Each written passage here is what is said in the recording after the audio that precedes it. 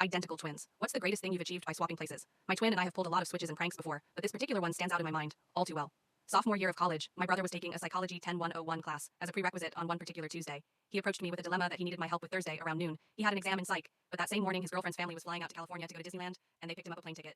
Of course I told him, okay bro, I'll go to Disneyland for you, but we all know that wouldn't be the case. No matter how much I tried, he left me with all of the material I'd need, and I started studying away in the of acing this exam for him, or not. Heinously screwing up his grade, here was the catch with the exam room. This professor was notorious for making it impossible to cheat. We'll call him Mr. J for this one. Mr. J had 7 TAs who would walk around during the exam and check the 2 forms of ID he required you to have, and would constantly walk up and down the aisles to check for any form of cheating. My brother, having known this, left me with some of his IDs and wished me all the best exam time comes, and I'm un-al living it. Just in case they'd notice any minute differences in looks or handwriting, I wore a backwards hat and wrapped up my hand as though it was injured.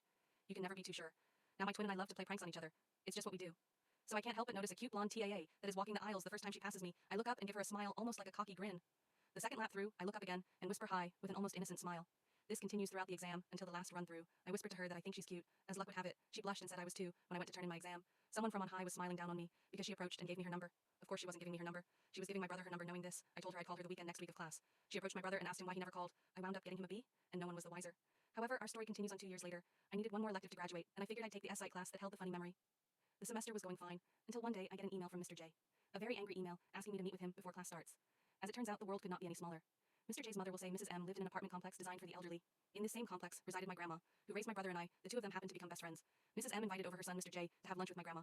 And it was there that the topic of twins was brought up, and my grandma told a wonderful tale of how her twin grandsons pulled this heist off in a psychology class all the while, not knowing how it was his psych class. Oh, he had some questions for me. I went down to meet with him, expecting certain expulsion for myself, and or my brother Luck was on our side though, because he just wanted to know exactly how we pulled it off, every little detail he made note of. He spoke to the class, and it's to my knowledge that he tells the same story every semester now, and informed them that the only evident way to cheat in his class was to have an identical twin brother. But now they know to look for that. Also, hats are no longer allowed when taking the exam. I was not punished for it because he said I helped him out, and all I did was get my brother a B, so it made him laugh.